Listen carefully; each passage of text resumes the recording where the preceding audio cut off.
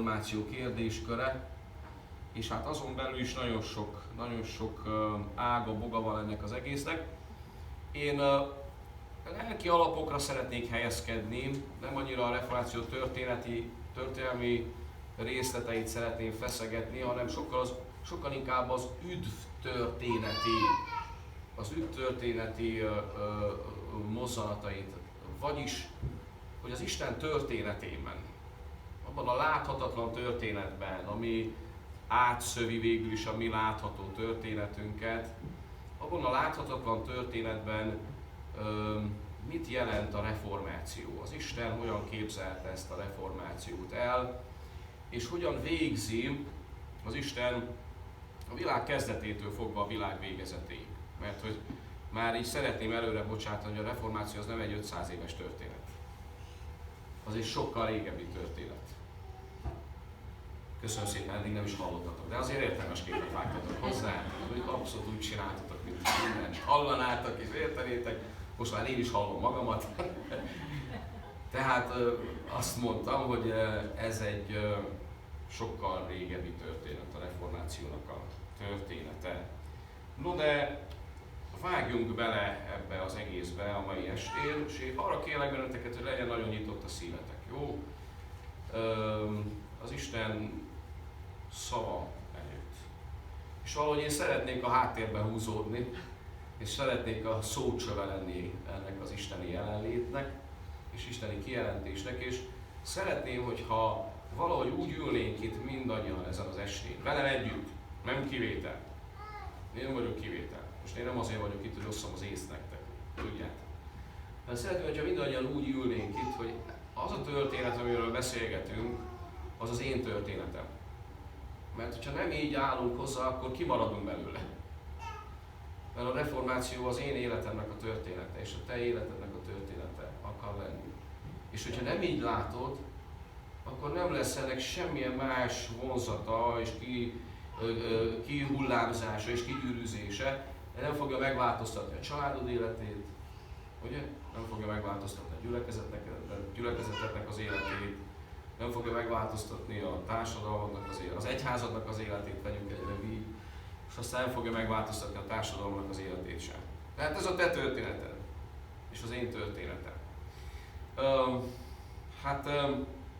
Hajtsuk meg a fejünket még egyszer, hogy én magam is kérjek erőt az Úristentől arra, hogy valóban azt adjam át, amit kell számotokra. Uram, köszönöm, hogy itt lehetek, köszönöm, hogy itt lehetünk, hogy a gyermekemmel együtt lehetek itt, és köszönöm, hogy testvérek között lehetek ezen az estén. És arra kérlek, hogy segíts nem ellenségként vagy istentelenekként tekinteni az emberekre, hanem úgy, mint szomjazókra. Adj bátorságot nekem, hogy felkínáljam nekik az élő vizet, amely tőled jön, hiszen csak az csillapíthatja meg a szomjunkat. Áldott éljünk, hogy ezt kérhetem, és kérhetjük tőled. Amen. Nos, kedveseim, nem egy olyan korosztály előtt beszélek, aki számára, vagy legalábbis a legtöbbetek számára ismeretlen volna az 1994-es esztendő, mert hogy azt hiszem mindannyian van olyan, aki 94-ben nem volt eléggé tudatos állapotban, Nórán kívül, a lányomon kívül. Na mondjuk vannak fiatalok, akik 94-ben még kicsikék voltak, de gondolom, hogy azért mégis mindenki emlékezik arra a punk rock együttesre, amit úgy hívtak, hogy Nirvana. Megvan? Meg be lehet vallani, hogy ismered. Tehát, hogy szégyen ide, szégyen oda, bevallhatod, hogy lehet, hogy apu nem tudja, hogy hallgattad a Nirvánát, de mégis belefüleltél. Annak a frontemberét úgy hívták, hogy Kurt Cobain. És 1994. április 8-án történt az, hogy Seattle-ben, itt az Egyesült Államokban ugye egy villanyszerelő egy szétlőtt fejű férfinek a holttestére bukkant munkája közben. És ugye a nagy erejű lövés darabokra szaggatta az áldozatnak a koponyáját, és ugye a rendőrségi szemle megállapította, hogy ennek az iszonyatos tragédiának az áldozata az a Kurt Cobain, akiről én most említést tettem, aki akkor alig 27 éves volt, és a siker csúcsán állt, mint rockstar. A Nirvana nevű punk rock együttesnek ő volt a frontembere, aki kiderült, hogy pár nappal azelőtt vetett véget az életének a garázspadláson.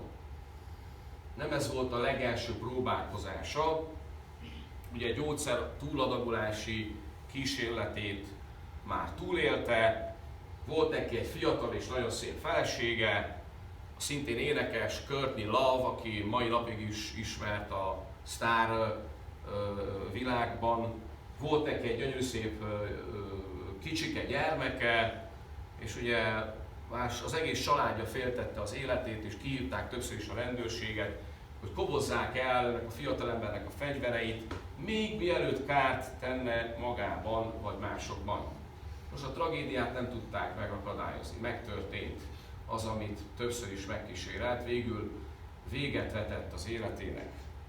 Mi történt ezzel a Cobainnel, és hogy mit is képviselt maga a Nirvana együttes is? Érdekes módon kezdjük ezt a reformációra való ráhangolódást. De eljutunk oda, hogy megmagyarázzam nektek, hogy miért is beszélünk erről. Hát az történt, hogy ugye Cobain, és tehát főleg ő valahogy ráhangolódott az ő nemzedékének a talajvesztettségére, a középpont és lélekvesztett állapotára, olyannyira, hogy volt nekik egy albumuk, a Nevermind című album, és ebből az albumból világszerte 30 millió példány kelt el. Ugye letaszították ezzel még a jó öreg Michael Jacksont is a top listáról, pedig hát ő volt a király. 30 millió album kell el a Nevermind című albumból. És ugye bizonyára Amerikában nem kell azt megkérdezni, hogy mit jelent a Nevermind. Oda aztán még meg kell kérdezni, azt jelenti igaz, hogy ne foglalkozz vele, ne törődj vele, ne rágd magad rajta, ne gondolkozz, ugye? Miért kellene üzeni a világba 30 millió eladott példányon át, üzeni a Nirvana, hogy miért kellene bármivel foglalkoznod, hogyha ebben az életben semmi sem igaz, semmi sem jó, semmi sem szép, semmi sem szemre való ebben a világban. Az alkotó, ha van ilyen, az alkotó nem készített szépet, selejtet készített. És miért érdekelne egy fiatal apát az ő gyönyörű leánygyermekének a jövője és apa hiánya, ha majd ő nem lesz, ha odakint nincs semmi, ebben a fogható, látható világban nincs semmi, és egy olyan ember gondolja így, aki eljut a világ csúcsára, mert mindent megengedhetett magának, ugye? De mégis sincs semmi, ami értelmet és jelentőséget adna bárminek is, legyen az a feleséged, legyen az a lányod, legyen az a hatalmas sikered, az anyagi jóléted, mert hogy csak az üresség van. Csak az üresség van, legalábbis ő így érzékelte, hogy csak az üresség van, és ezt az ürességet ki kell írtani. Mert hogy ez az üresség, mint a vákum beszív, igaz? Beszippant magába. Vagy szétlövött át a fejed, és ugye ez az alternatíva, bocsánat, hogy ilyen erősen fogalmazok, de hát reformációról beszélünk, nem akármiről, ez egy kemény téma. Tehát vagy szétlövöd a fejed, vagy kezdesz valamit ezzel az ürességgel. Mert másképp nincs értelme. És igaza volt Kurt Cobainnek. Vagy kezdesz valamit vele, vagy akkor szétlövöd a fejed és befejezed ezt az egészet. És ugye áltatjuk magunkat, mi magunk is, a társadalom is áltatja magát, hogy minden rendben, toljuk ezerrel, a Bombon együttes már rég megírta azt a dalt, hogy valami Amerika, ugye, de közben érezzük, hogy valami nagyon-nagyon elromlott. Nem? Valami nagyon elveszett. Valami nagyon kiüresedett az emberi életben, valami nagyon eltörött. Valami nagyon, hogyha a reformációhoz akarunk kapcsolódni, ugye valami nagyon deformálódott. Valami nagyon deformálódott. És a nagy kérdés az, hogy hogyan üresedik ki ennyire az emberi élet, mint a Kurt Cobain élete például. Ő egy példa volt, ugye? De hány ilyen kiüresedő élet van?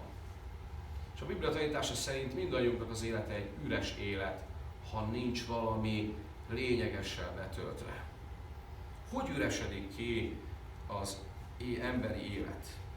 Akkor ehhez kapcsolódóan még csak annyit hadd mondjak el, hogy az ő halálának az lett az egyik következménye, hogy legalább 68 rajongója követte a példáját. Közvetlenül a halála után. Azért ez döbbenetes, nem?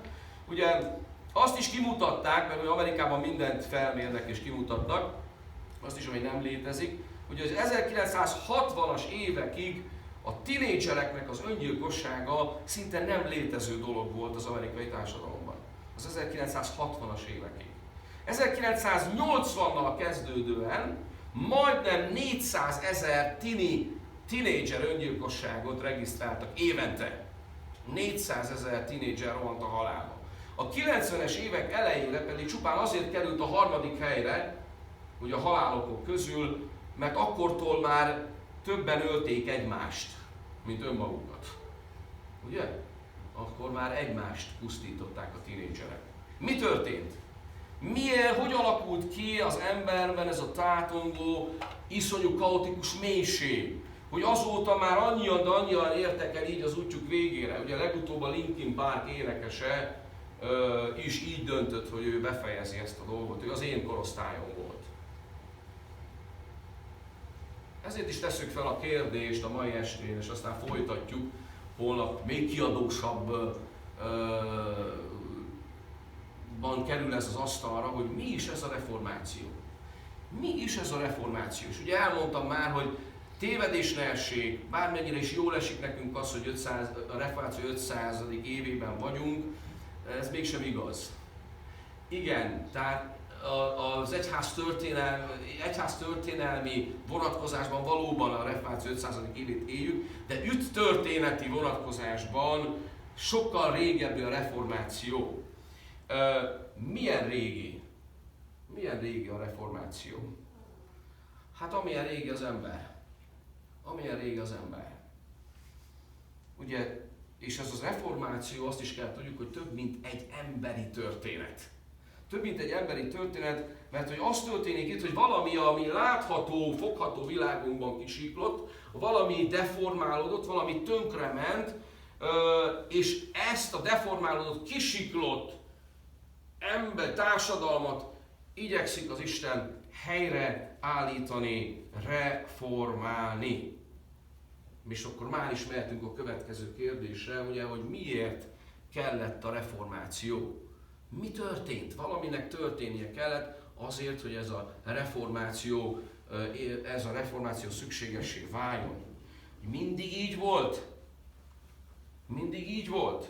Mert hogyha igen, szeretettel köszöntjük a vendéget, tessék helyet foglalni közöttünk, örülünk. Mert hogyha mindig romlott volt az élet, ha mindig rossz volt, ha sosem volt jó, akkor nem kell reformáció. És világnézetileg az emberiség el is intézi magával azt, hogy ugye nem feltétlenül reformáció kell, aki nem hisz abban, hogy valamikor jó volt, valamikor tökéletes volt minden, valamikor minden rendben volt, azok az evolúcióban hisznek, nem? Tehát nem csak reformáció hite létezik, mint világnézet, hanem létezik az evolúció is. Az evolúció mit mond? Az evolúció azt mondja, hogy valami eredetileg nem volt jó, és akkor jött utána az iPhone, nem igaz? És akkor minden rendben lett. És onnantól már jobb lesz minden, és jobb lett minden. Van az iPhone előtti korszak, mondjuk a mai generációnak nyilván van az iPhone utáni korszak. Vagy nektek volt az amerikai előtti életetek esetleg, nem? És aztán most itt van a valami Amerika, és itt minden fenékig tejfel, igaz? Tehát ez fantasztikus, igaz? Már ugye beszélgettünk is erről a fenékig tejfel állapotról, egyet s mást. Én nem hiszem ezt, mert hogy én nem vagyok evolúcionista, kérem szépen. Na jó, de akik nem az evolúcióban hisznek, és nem a reformációban, azok miben hisznek? Azok hisznek a revolúcióban, ugye? Mert van evolúció, de van revolúció is. A revolúció, a forradalom az azt mondja, hogy ami eddig volt, semmi sem jó. Innen sem volt fejlődés sem, ugye? Eddig volt az apám, meg eddig volt az anyám, de most jövök én. Mégis mindent jobban fogok csinálni, mint az apám, meg az anyám. Mert én egy forradalmár vagyok. Én is ezt mondtam 20 évvel ezelőtt, és most már nem merek semmit sem mondani, itt van az előttem a lány. Azért hoztam el, hogy ne hazudhassak. És ide ültettem az első sorba, hogy igen, hogy ő legyen az élő lelkiismeretem. Hogy abszolút nem csinálom jobban, mint az apám. Abszolút nem csinálom jobban, mint az anyám. Nem vagyok jobb. Nem vagyok jobb, mint az apám és az anyám. Pedig a fiatal nemzedékek mindig ezt, a fiatal nemzedékeknek állandóan ez a szlogenje, hogy na most jön a forradalom, és akkor innentől minden jó lesz. Mert mi átvesszük az uralmat, átvesszük az irányítást, átvesszük a hatalmat. Elég baj az. Tehát vagy van evolúció, ugye? Hogy valami nem volt elég jó, és akkor elkezdünk rajta dolgozni, és kemény munkával kimászunk a kakából, igaz? Kimászunk a nehézségből, kimászunk a rosszból, és aztán eljön az aranykor, igaz? Valahogy megvalósítjuk. Vagy azt mondjuk, hogy revolúció kell, forradalom kell, nem volt semmi sem jó, de jön az új nemzedék, jön az éleslátó, modern társadalom, és minden rendben lesz. A posztmodernben minden rendben lesz. Milyen érdekes, hogy még sincs minden rendben. Ugye? Mert nem látok közöttek egyet sem, aki azt mondaná rá, hogy itt hangosan tiltakoznak az ellen, amit mondok, hogy de hogy ne lenne minden rendben. Ugye? Nincs minden rendben. Na, hogyha így van, akkor valószínűleg nem marad más világnézet, mint a reformáció világnézete. Mint a reformáció világnézete. És mi ez a reformáció? És mikor indult el ez a reformáció? Nos, akkor, amikor az, amire az Isten azt mondta annak idején, amikor létrejött és létrehozta és megteremtette, mit mondott? Azt mondta, hogy nagyon jó, vagyis ez a bizonyíték annak, hogy eredetileg tökéletes volt minden. És tudjátok, mi a bizonyítéka még annak, hogy tökéletes volt eredetileg minden? Tudjátok, mi a bizonyítéka? A bennünk élő vágyak. Az esztétikai érzékünk, a szépre való vágyódásunk, a jóra való vágyódásunk. Az, hogy mindegyikünkben benne van az az iszonyú szomjúság, hogy valami jót akarok, valami fantasztikusat akarok, és folyamatosan ezt kergetem az életemben, hogy minél jobb legyen, minél tutibb legyen, minél nagyobb legyen az élmény. Igaz? Így van?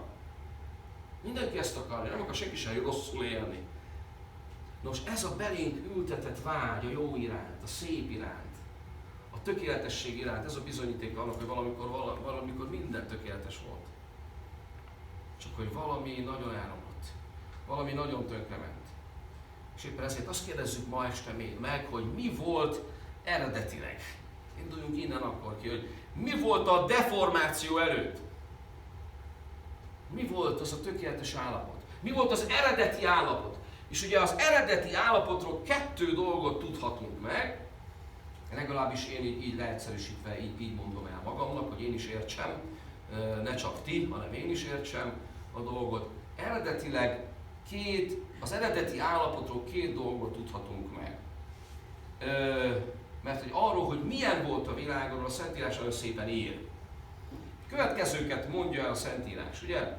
Teremtés története, megvan ugye Mózes első könyve, a Biblia legeleje. Nem olvastam végig a Bibliát, az is lehetőleg az első 2 fejezetet elolvasta, mielőtt még beleunt volna, vagy azt mondta volna, hogy hú, ez elég magas dolog, meg borzasztó hosszú olvasmány. Ugye a teremtés történetig valahogy eljutottunk talán mindannyian. Azután megformálta az Úristen az embert a föld porából, olvassuk a Szentírásban, és élet leheletét lehelte orrába. Így lett az ember élőlényé. És azután ezt mondta az Úristen, nem jó az embernek egyedül lenni, alkotok hozzá elő segítőtársat. És még mindketten mezítelenek voltak, ugye arra kérdezünk rá, mi volt eredetileg, mindketten mezítelenek voltak, megteremtette az Isten az embert, az első jelentés az emberről, hogy pucér volt, igaz? mindketten mezítelenek voltak, az ember és a felesége, és még egy helyzetjelentés az emberről, nem szégyelték magukat. Nem szégyelték magukat. Ez volt az eredeti állapot. Mezítelenek voltak, és nem szégyelték magukat. És még az eredeti állapothoz az is hozzátartozott, hogy miután befejezte az Isten ezt a fantasztikus munkát, hogy minket megteremtett, ez egy fantasztikus munka, miután befejezte az Isten ezt a fantasztikus munkát, azt mondta, hogy nagyon, nagyon jó. Igaz? Így van? Nagyon jó. Ezért örömhír a Szentírás minden mondata számunkra. Azt mondta az Isten, hogy nagyon jó. Kezdetben tehát mi volt? Milyen volt az eredeti állapot? Először is ott volt a meztelenség. Mi ez a meztelenség? Ugye egy egészséges lelkű ember, főleg egy kávinista, református, palástos, nyakkendős, református lelkész felkapja más a fejét, és azt mondja, hogy hát na nehogy már ilyesmiről beszélni. Meztelenségről. Nem kerülhető meg. Mert hogy az eredeti állapot, szeretném, ha megjegyezni, az eredeti állapot a meztelenség, és ebben nincsen semmi füllet erotika. Szeretném, hogyha ezt kizárnánk, ne menjünk be, ne menjünk félre, vakvágányra, jó? Mert nem ezt jelenti a meztelenség. De azt mondja a Szentírás, hogy a deformáció előtti tökéletes formáció, az micsoda? A meztelenség. A reformáció előtti állapot, a deformáció előtti állapot az a meztelen, az embernek a meztelen valósága. És akkor az a kérdés, hogy mit jelent ez? Mit jelent ez a meztelenség? És ugye itt akkor, hogyha segítségül hívjuk a Bibliának az eredeti nyelvét, az Ószövetséget, és az nem a magyar, ugye? Már szeretjük azt hinni, hogy Pál apostol is a Károli féle fordítást olvasta, de nem azt olvasta. Tehát az eredeti nyelv a Bibliának az ugye a héber, és hogyha ezt segítségül hívjuk, akkor már is jobban eligazodunk, és én már is magam előtt látom a csodaszép zsidó betűket, és a héber tanáromnak a kedves lenéző mosolyát, hogy mára se tanultál, Pali fiam. Nem volt ez könnyű dolog a teológiámnak idején. És hadd mondjam el a héber nyelvről, készültem kérlek szépen, nagyon ijesztő dolgokat, hogy a héber írás ősi formája az ugye nem a betűírás volt, hanem a képírás. És ez azt jelenti, hogy minden egyes betűnek a héberben, minden egyes betűnek van egy jelentése. Minden egyes betűnek. Szimbólumokból áll lényegében ez az írás, és csupán jelzésszerűen utalt arra, hogy mit is kell olvasni. Ugye? És ezt a szimbólum szerepet ezek a zsidó betűk mai napig is megőrizték. A héber szavak azok ugye tele vannak aktivitással, a zsidók mindig igyekeznek a láthatók mögé nézni, illetve mindig azt nézik, ami a látvány mögött megjelenik. Az éhest azt úgy fejezik ki, olyan képekben fejezik ki, hogy amikor az oroszlán leül és zabálja a zsákmányát. Az az éhes. Az oroszlán ül és egy jó nagy antilopot csócsál. Igaz? Ezt jelenti, és akkor az az éhes. A látvány megvan előtte. Ugye? Na most ennyi nyelvi felvezető után akkor kérdezzük meg, hogy mi is a héber szava a meztelenségnek. És akkor megmutatom, ez a héber szava a meztelenségnek. Ez a héber szava. Hoztál nekem bluteket? Otthon felejtetted, jó van? Nem baj, felrajzolom, jó? Felrajzolom ide, hogy ez a meztelenség. Jó, nem írok olyan szépen héberül, de mindegy, ti úgyse tudjátok, hogy nem mindenki, bocsánat, hogy ez mi is. Tehát, ugye, és 3 másolhangzóból áll, ugye a hébereknek nincs szükségük arra, hogy utólag kezdték el pontozni a magánhangzókat. Magánhangzókat azokat pontokkal jelzik, és hogyha bepontozzuk, akkor ugye ez valahogy így jön. És a meztelenségnek a szava az Róm, ugye? És ebben van 3 másolhangzó, és mindegyik másolhangzónak van valami jelentése, ami közelebb visz bennünket Világnézetileg egyébként, ugye a Biblia világnézete szerint közel visz bennünket ahhoz, hogy mit is jelent igazán a mesztelenség. Az első betű, az ain, és hogyha ez már egy stilizáltabb, később kialakult verzió a betűknek, a héber betűknek, de eredetileg, amikor még csak úgy kezdetleges volt az írás mondjuk a hébereknek, így jelölték, ugye az aint, egy ilyen körrel, az ain azt jelenti, hogy szem. Azt jelenti, hogy szem. Köszönöm szépen. A rés, ugye a rés, ez a középső betű, ugye amit az archaikus héberben valahogy így jelöltek, elképesztően szépen rajzolok, meg írok, az azt jelenti, hogy vezető, a fej, a vezető. Ugye? És ez a mém, az utolsó betű, az pedig valahogy így volt az eredeti, ez pedig azt jelenti, hogy káosz. A világ kaotikus, megformázatlan anyag, a káosz. A szem, a főnök és a káosz.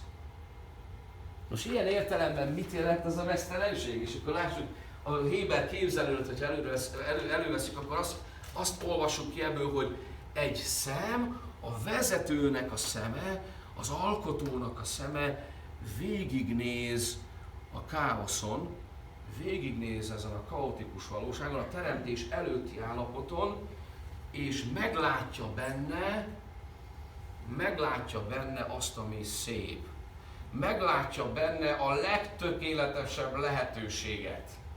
És hozzáfog, hogy valami tökéleteset, csodálatosat, nézhetőt alkot belőle. Vagyis lefordítva a mi nyelvünkre, a mesztelen azt jelenti, hogy nézhető. Hogy valaki a káoszból kinézett téged magának. Hogy valaki a káoszból kinézett engem magának. Hogy valaki a káoszból létrehívta, létre szólította, és erre a mesztelen, nézhető állapotra szólította el az emberiséget. Vagyis azt mondja, amikor azt mondja a héber, hogy mesztelen vagy, akkor azt mondja neked, hogy nézhető vagy. Hogy egészen nyugodtan rád lehet nézni. Mi a ruhánkkal elpróbáljuk takarni a ferdeségeinket.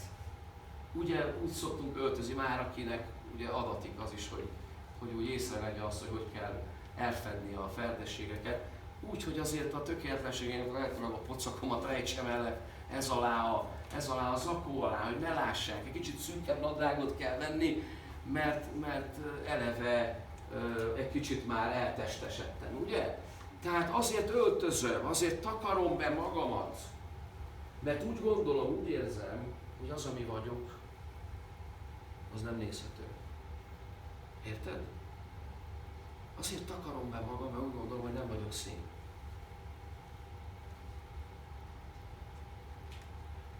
És ez már a deformálódott állapotom.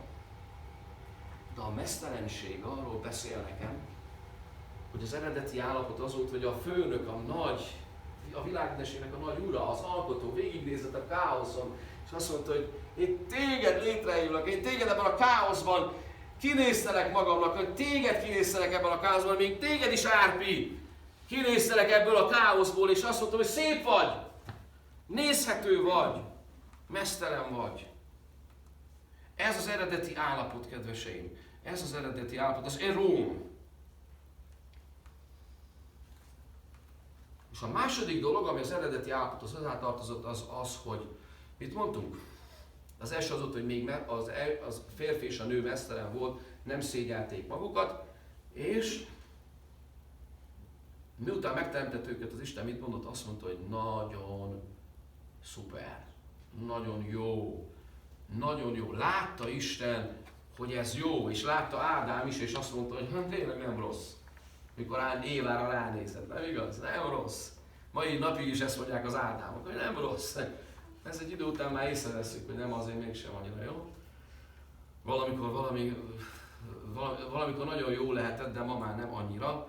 De akkor Ádám azonnal azt mondta, Isten próbálkozik más élőlényekkel is, hogy egy kicsit az Ádámnak a magányát ugye oszlassa, de egyik sem volt jó neki.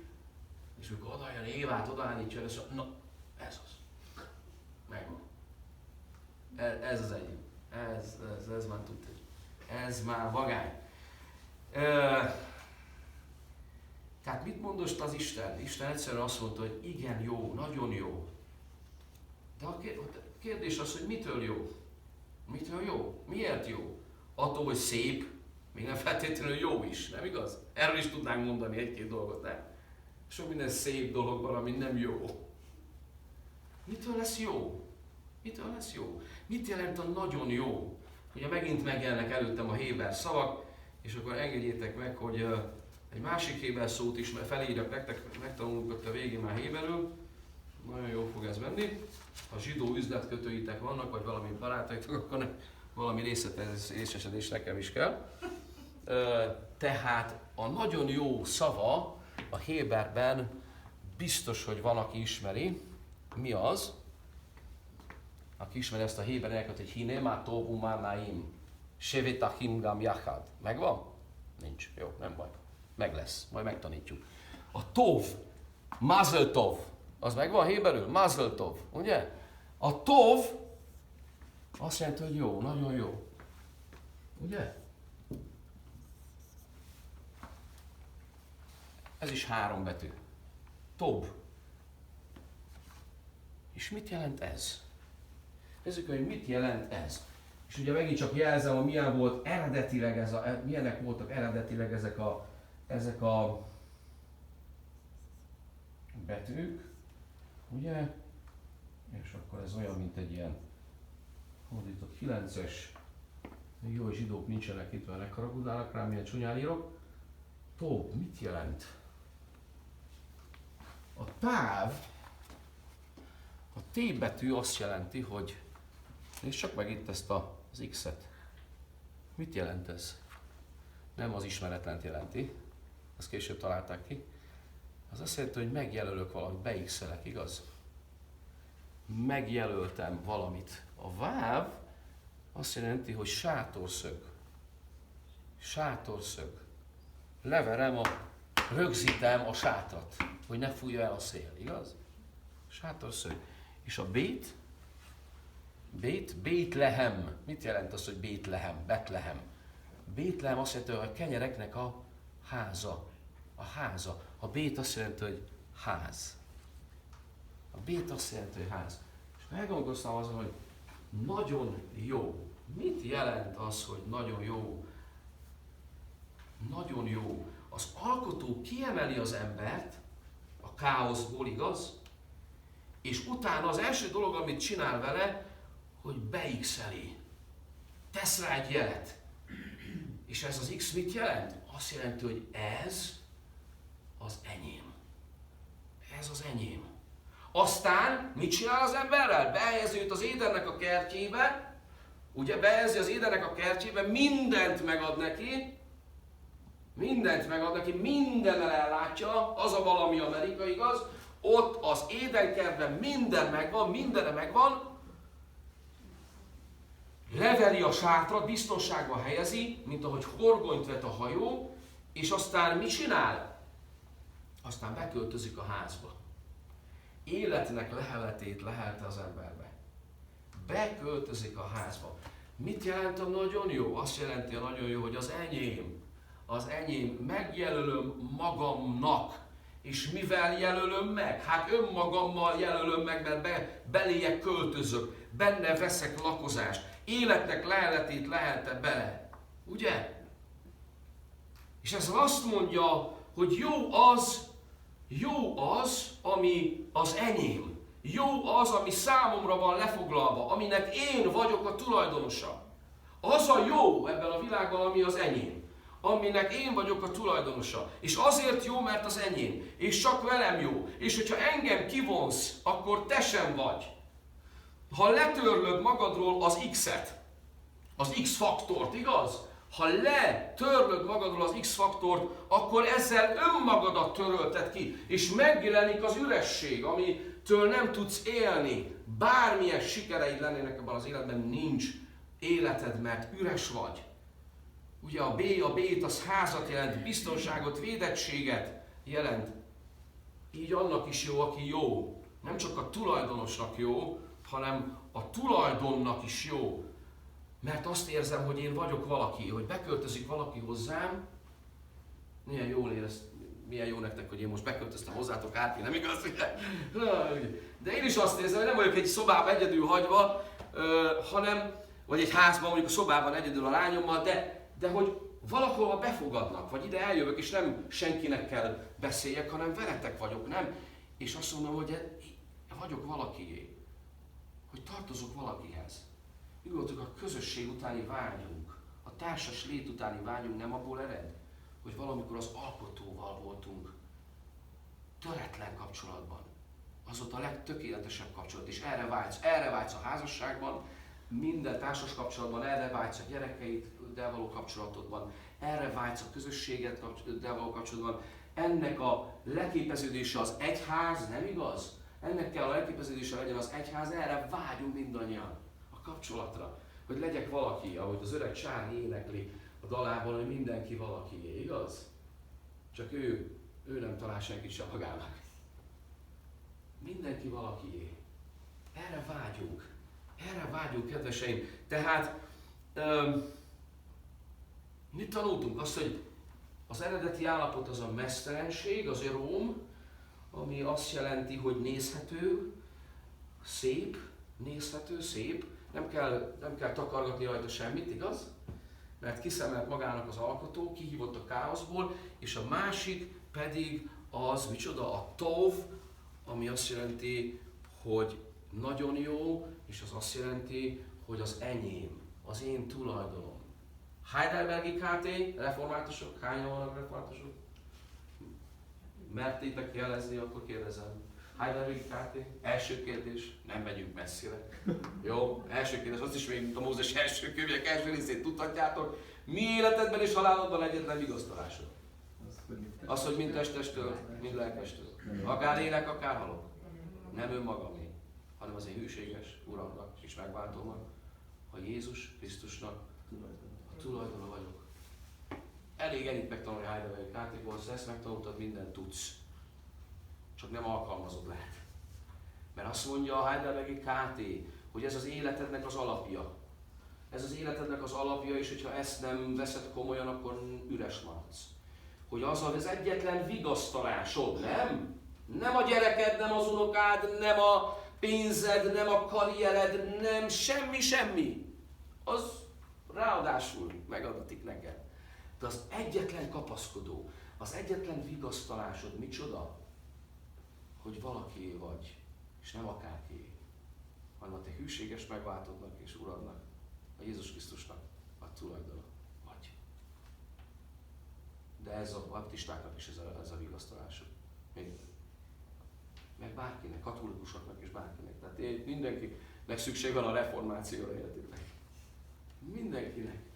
Mindenkinek. Nagyon jó. Mondhatom tovább? Bírjátok még? Nyugodtan aludjatok egy sorban. A lányom is aludtunk, 2 nappal ezelőtt voltunk, ugye a Willow Creekben voltunk egy jó alkalmon. A dicsőítést még kibírta, utána meg bealudt. De jól érezte magát, figyelj.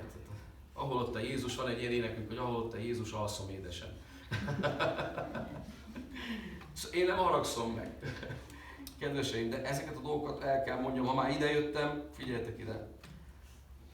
Beszéltünk az eredeti állapotról. Megjegyeztétek? Eredeti állapot meztelen, és nagyon jó. Nézhető, és valakié, az alkotói. Mi történt ezután? Ugye az történt, hogy az Istennek volt egy álma. Az ő álma az, hogy közösségben, ölelésben és táncban együtt akar maradni az emberrel. Közösségben, ölelésben, táncban. A Szent Háromság. Tudtad, hogy a Szent Háromság, mint olyan, azt jelképezi alapvetően Atya, Fiú, Szentlélek, Isten, azt jelképezi, hogy a tökéletes közösség, a tökéletes kapcsolat, a tökéletes összefonódás. És úgy nevezi az Atya, Fiú, Szentlélek kapcsolatát a Szentírás, hogy perikorészis. Ez egy görög szó, és azt jelenti, hogy körtánc. Akik Erdélyből jöttek, akik Romániából jöttek, azok tudják, hogy a románoknak a hórája, igaz? Ott van ez a körtáncok, de a zsidók, tudjátok, a zsidók körtáncot járnak? A zsidók körtáncot járnak. Közösségölelés, tánc.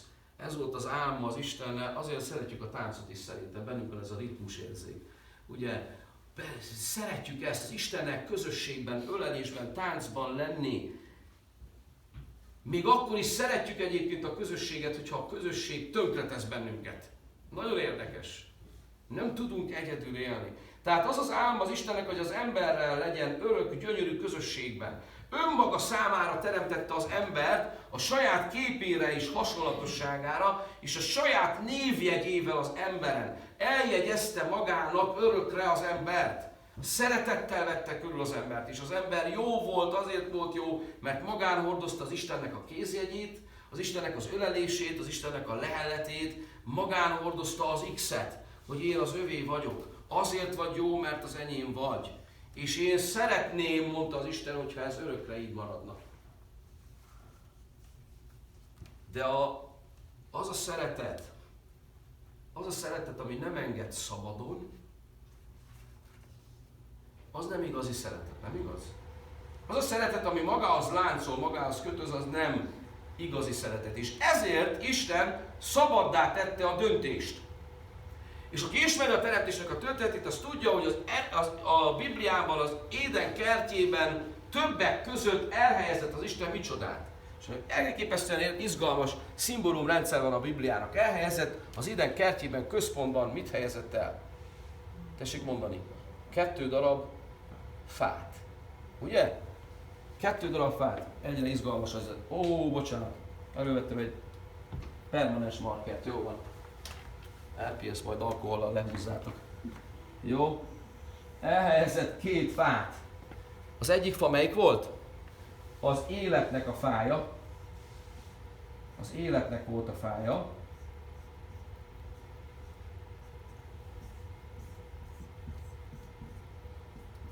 A másik pedig mi volt? A jó és a rossz tudásának a fája.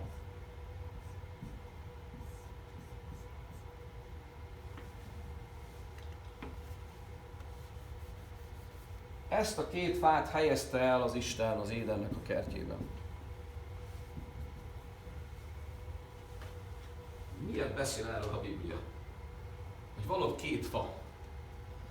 És miért ez az izgalmas kitétel ott a Bibliában azt mondja, hogy bármelyik fáról lehettek, de hogyha melyik fáról?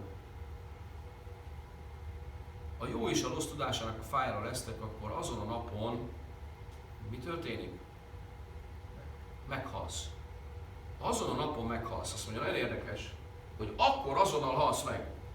Amikor eszel róla, nagyon érdekes, izgalmas a Bibliában, olvassátok azt, hogy Ádám, mint a hóférkében, amikor beleharapott az almába, ami nem is alma volt, nem az a lényeg, de amikor szakított arról a fáról és beleharapottak, azonnal meghalt? Ezt olvassuk a Bibliában? Nem. Márpedig azt mondja, ezt olvassuk a Bibliában, hogy a kert minden fájáról szabadon ehetsz, de a jó és a rossz tudásának a fájáról nem ehetsz, mert ha eszel róla, akkor meg kell halnod. Miért van ez a 2 fa? Azért, mert ez a Bibliában, ez a szeretetnek a próbája. Ez az Isten szabadon engedő szeretetének a bizonyítéka, és ez a szeretet próbája. Mert hogyha az ember az élet fájáról eszik, akkor milyen döntést hoz? Azt a döntést hozza meg, hogy Istennel akar élni egy örökké valóságon át. Magán akarja hordani az Istennek az érintését, nem akar kiszakadni az Istennek az öleléséből. A védjegyet magán akarja hordani, magában akarja hordani a lényeget, az övé akar maradni. Ha viszont a jó és a rossz tudásának a fájáról leszik, akkor ezzel milyen döntést hoz meg? Azt a döntést hozza meg, hogy letörli magáról az X-et. letörni magáról a védjegyet. Letörni magáról az Isten védjegyét, az elutasítja az atyának az ölelését, a szeretetét és a ragaszkodását. A tékozló fiúnak a története, hogyha ismerős, az új szövetségben a tékozló fiúnak a története, a bűneset történetének a megismétlése valójában.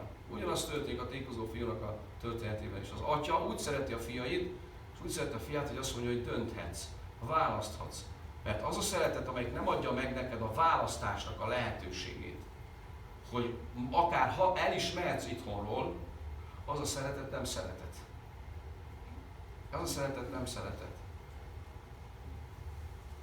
Az Isten pedig azt mondja, hogy ha ezt teszi, már pedig, vagyis hogy a jó és a gonosz tudásának a fájáról leszik, akkor azon a napon meghal. És itt valami nagyon különleges, félelmetes és misztikus dolog történik, mert ugyan nem hal meg azon a napon, de mégis. De mégis. Mert hogy mi történt? Azt olvassuk a jó öreg Károli fordításban, hogy szakaszta azért annak a gyümölcséből, és evék.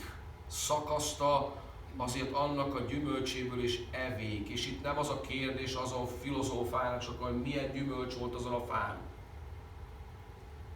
Idiótaság. Nem értjük a lényeget. Nem az a kérdés, hogy milyen gyümölcs volt a fán, nem azon van a hangsúly.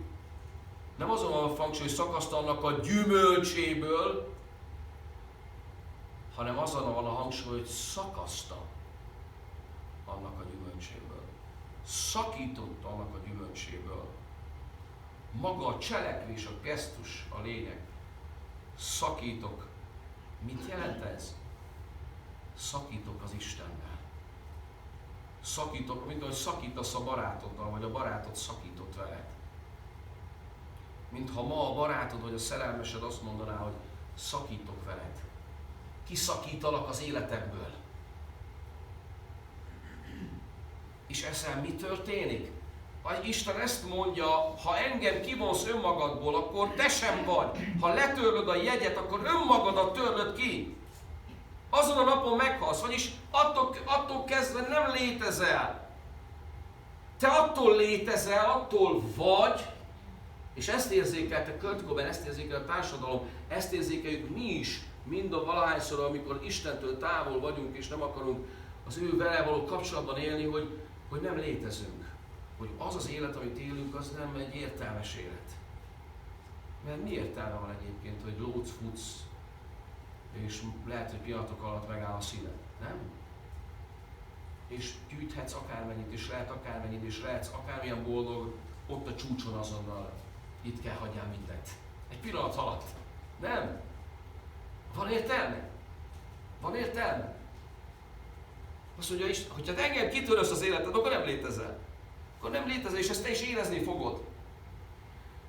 Mert ha letöröljük a tulajdonjogot jelző jelet, ha kitöröljük magunkból az Isten arcát, akkor elvesztünk, akkor kiürülünk, az üresség pedig pusztít, ahogy Kurt Cobaint is pusztította. Ugye egyszer a kompjúteremből elmentek az adataim, a gép teljesen funkcionális volt, tökéletesen működött, csak már nem volt semmi adatom rajta. De számomra nem létezett. Onnantól kezdve számomra nem létezett, mert kitörölték belőle, valami vírus kiölt belőle mindent. Egyszer csak eltűnt az X. Vagyis az ember a függetlenséget választotta, és itt szeretnék egy dolgot elmondani ezzel kapcsolatban, hogy a függetlenség szerintetek egyenlő a szabadsággal? A függetlenség egyenlő a szabadsággal? Nem. A függetlenség nem egyenlő a szabadsággal. A tékozló fiú függetlenségre vágyott, ugye, és ezt összetévesztette a szabadsággal. Az igazi szabadság viszont éppen az atyától való függőségben van. Tehát érted, ha egy színházi bábú azt mondaná, ugye a marionett bábú, hogy én szabad akarok lenni, és elvágná a köteleit, ugye? Akkor mi az a szabadság, amit ezzel a gesztussal megnyert? Mi az a szabadság, amit a köteleid elvágásával szereztél magadnak? Mi az a szabadság, amit Isten nélkül élhetsz? Mi az a függetlenség? Az ember nem tud függetlenül élni. Az ember csak függőségben tud élni. És vagy az Istentől függ az életed, vagy valami pusztító valóságtól. Tehát ez történt. A deformáció itt történt meg, hogy ez a színházi bábú azt mondta, a marionett bábú azt mondta, hogy én szabad akarok lenni, és elvágta a köteleit. Igaz? Elvágta a köteleit, ezért is nem rajzolta, gondoltátok, hogy azért már annyira nem futotta már az energiámból, hogy berajzoljam ide is a gyökereket. Nem! Abszolút úgy néz ki, mint két egyforma fa. Kb. Na, figyelj, úgy akartam legalábbis. Két egyforma fa, külsőleg nem látszik semmi, ugye? Semmi különbség. Hitetlen vagy, hívő, ateista vagy, én hívő vagyok. Látszik valami? Lehet, hogy sőt, lehet, hogy jobban nézel ki, mint egy hívő. Lehet, hogy, ugye? Lehet, hogy jobban megy az életed, mint egy hívőnek. Persze, nincs ezzel semmi gond. Azzal van gond, hogy mi van itt.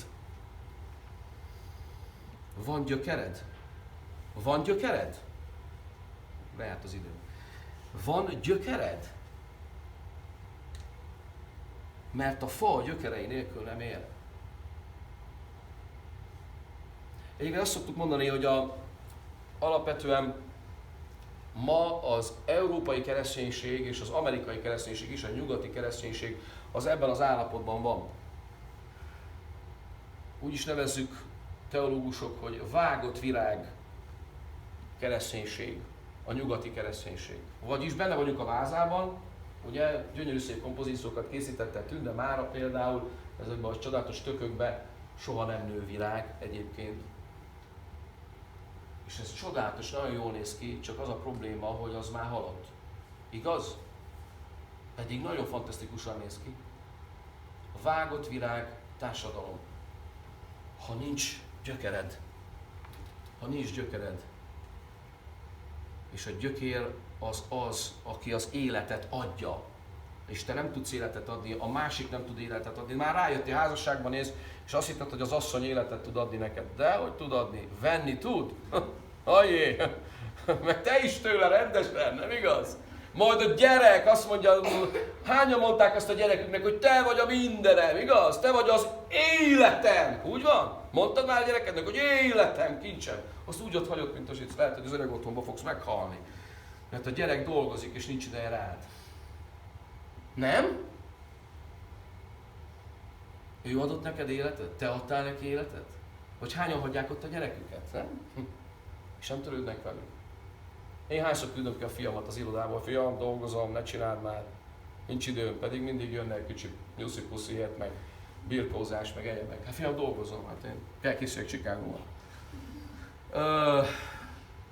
Van életed? Van gyökered? Nagyon úgy néz ki, mint a két egyforma valóság lenne. De mégsem az. És akkor mi történik ezután? Az első dolog, ami megjelenik, kérem szépen, az első dolog, ami megjelenik, az, tudjátok micsoda? Miután az ember leszakította magát az Istenről, kitörölte az X-et, mi jelenik meg? Megjelenik a szégyen. Így van? A legnagyobb nyomorúságunk a szégyen.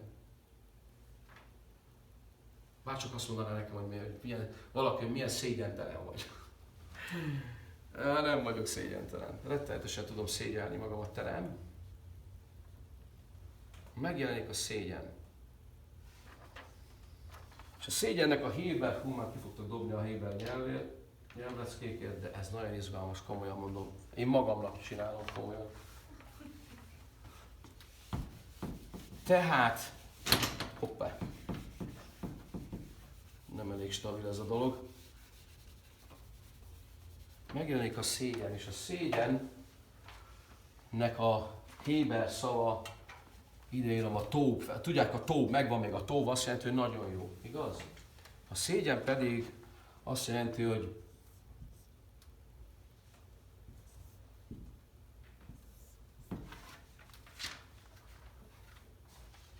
bós.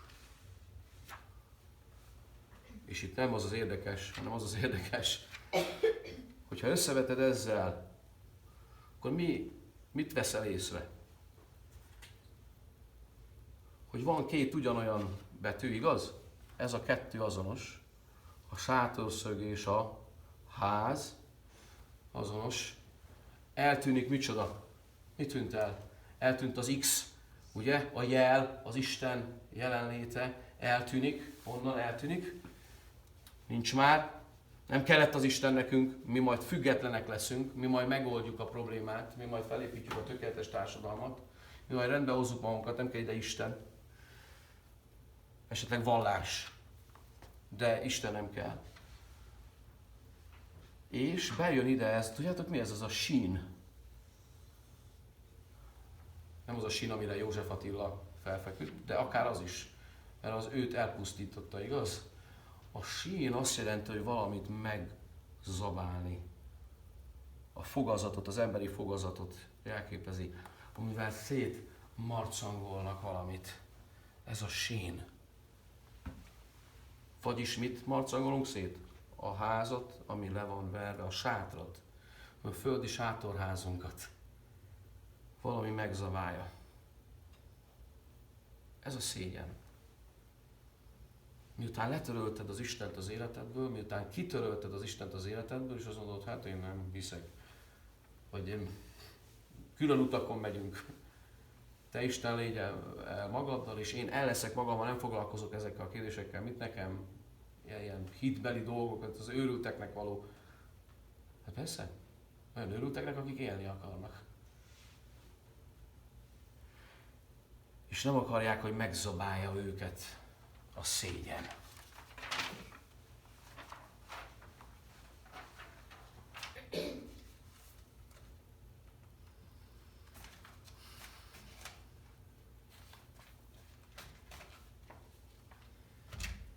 Muszáj még mondjak valamit.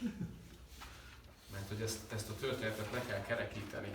Mert hogy a végére marad, mindig azt mondtak, hogy nekem a sógorom orvos, és azt mondja, hogy fiú, hát vigyázzál, az a baj, hogy veletek lelkészekkel néha, mint velünk, a orvosokkal, hogy sokszor tudjuk a diagnózist, a prognózist, de nem tudjuk a terápiát. Ugye? Nagyon szépen felvázoljuk, hogy mi a baj. De mi a megoldás, uraim, hölgyeim? Mi a megoldás? Még ezek a papok se tudják. Akkor mi van itt? Ne, tudjuk. És sokszor nem veszitek jó névet.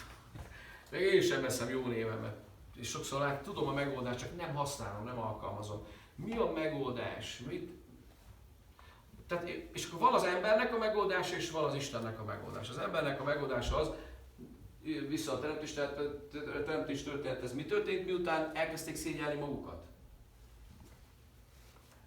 Elkezdtek mit aggattak magukra? Fügefa leveleket, igaz? Milyen szuper jól álltak. Itt is osztogatnak majd fügefa leveleket itt kiállatnál, hogyha esetleg szégyelnéd magad. Ez az ember megoldása. Fügefa leveleket aggat magára.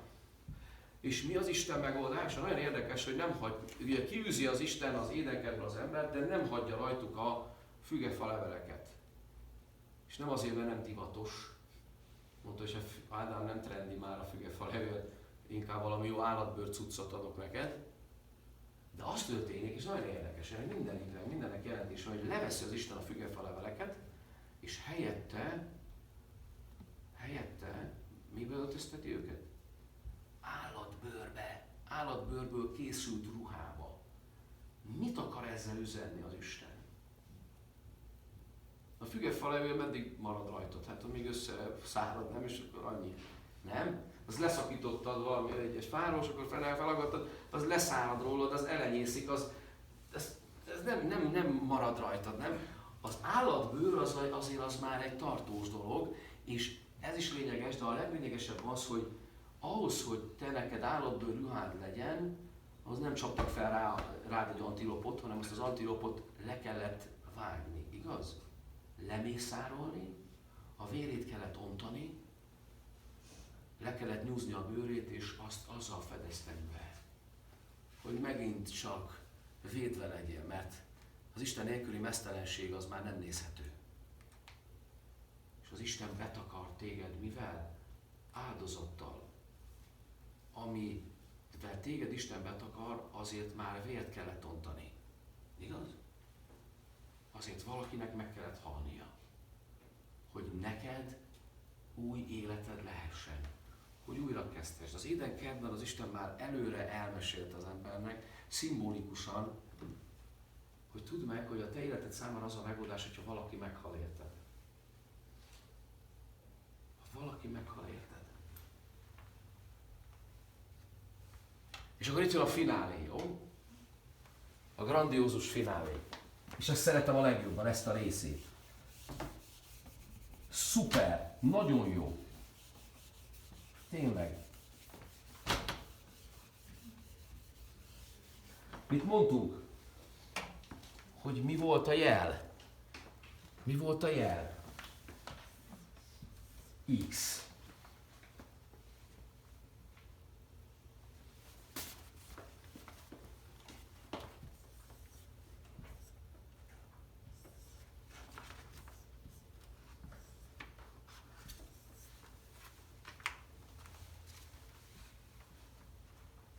Mit jelent ez?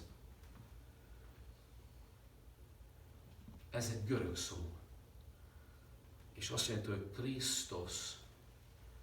Krisztus. Vagyis az, akibe beöltöztet téged, annak a nevében ott van az X. Ilyen érdekes, hogy visszajön az X. Megjelenik a nevében az X. A Krisztus nevében Krisztus megjelenik az X. Egyébként a Krisztus, azt tudjátok, az egy felségnév.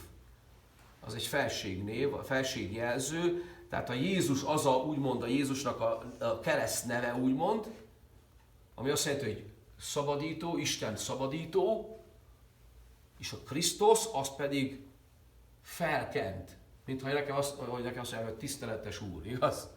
Az nem az én keresztnevem, bár sokan úgy használják. Tiszteletes Úr. Krisztus azt jelenti, hogy ő a felkent. Ő a felkent, őt bízta meg az Isten azzal, hogy visszakerüljön az X. Az Isten névjegye az életemben.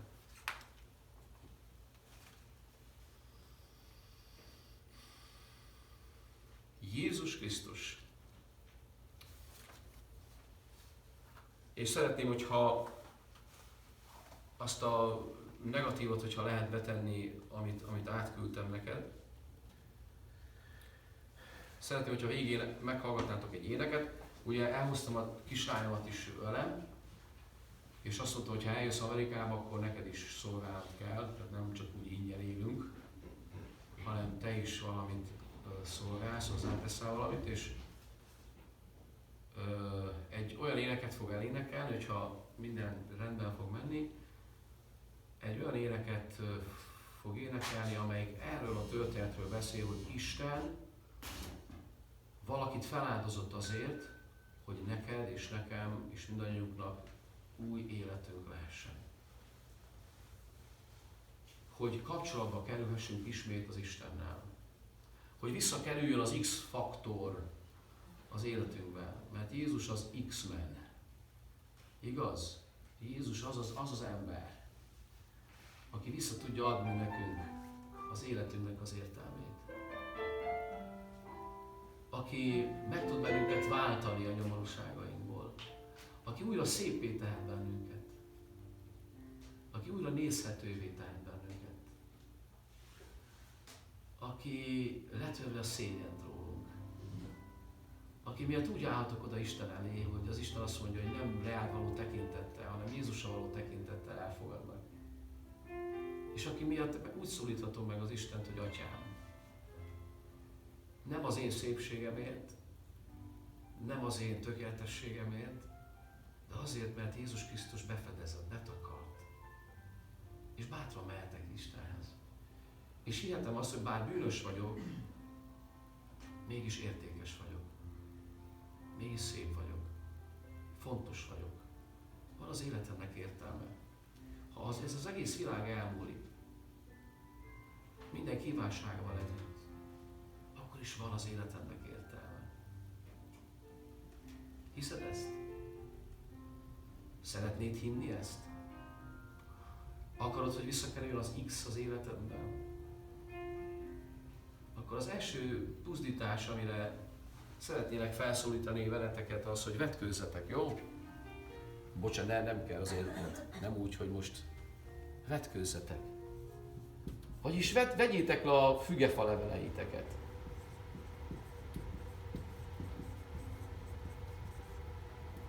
Neked milyen fügefa leveled van? Mivel próbálod betakarni magadat? Tudással? Pénzzel? Karrierrel? Nagy családdal? Egészséges életmóddal?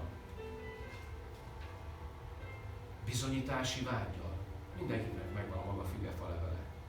Nekem az eredményesség a fügefa levelem. Szeretek eredményes lenni. Szeretem, hogyha megvalósítok dolgokat. És nekem ezt kell levetnem. Ahhoz, hogy az Isten felöltöztethessen a maga igazságával.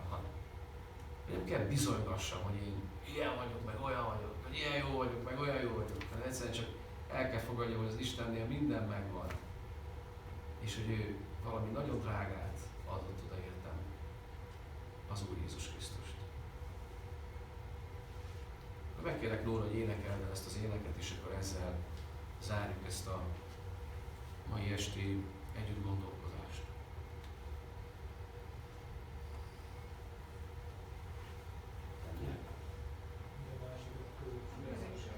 Ez? Jó.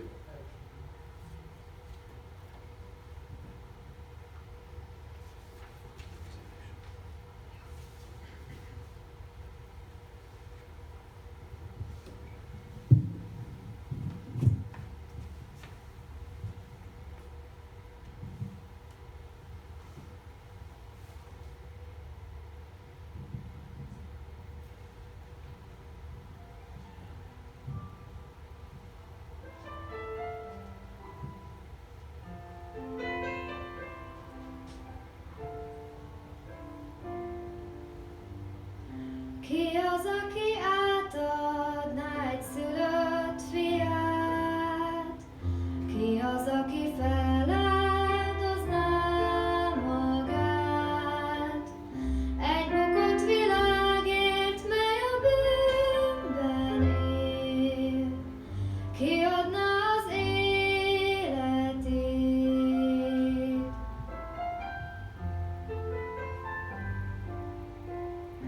Ki az, aki átadná egy szülött fiát? Ki az, aki fényt gyújt az éjjel át? Felragyogna számunkra a remény, mikor ránk ragyog a fény.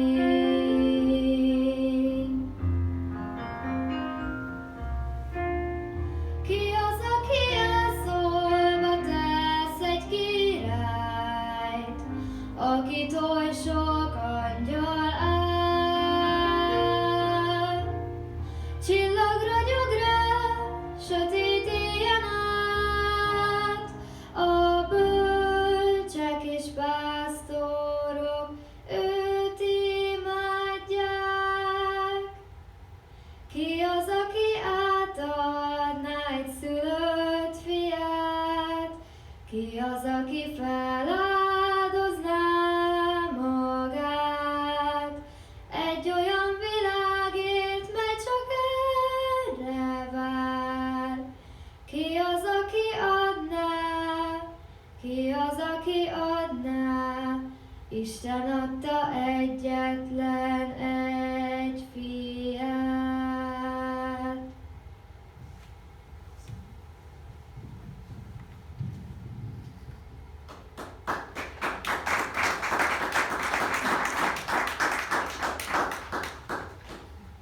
Hajtsuk meg a fejünket és imádkozzunk.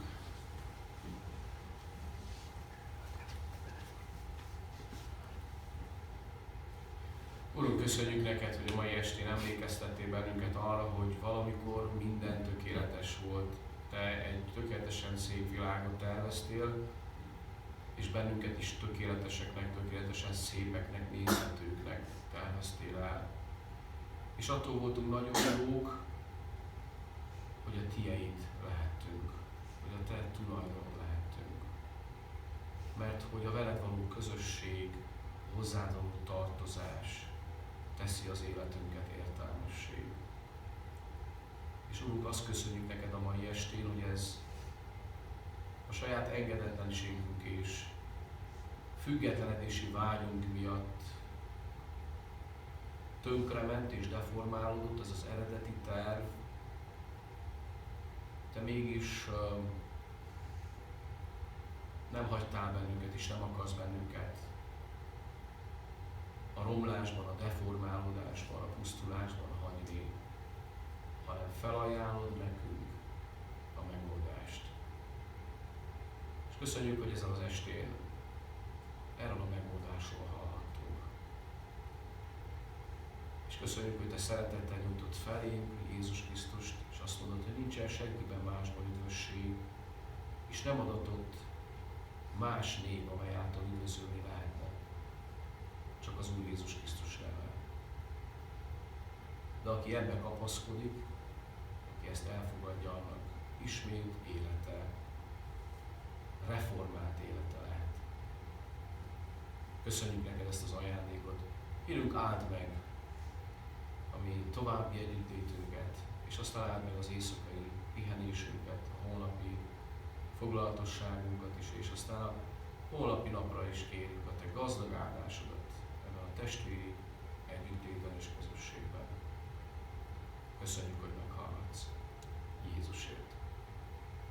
Ámen. Ti azért így imádkozzatok. Mi, Atyánk, ki vagy a mennyekben, szenteltessék meg a te neved, jöjjön el a te országod, legyen meg a te akaratod, mint a mennyben, úgy a földön is. Ami mindennapi kegyelmünket ad meg nékünk ma, és bocsáss meg a mi vétkeinket, miképpen mi is megbocsátunk azoknak, akik ellenünk vétkeztek. És te vigy minket a kísértésbe, de szabadíts meg minket a gonosztól, mert tiéd az ország, és a hatalom, és a dicsőség mind örökké. Ámen. Folytassuk egy pár dicsőítő énekkel.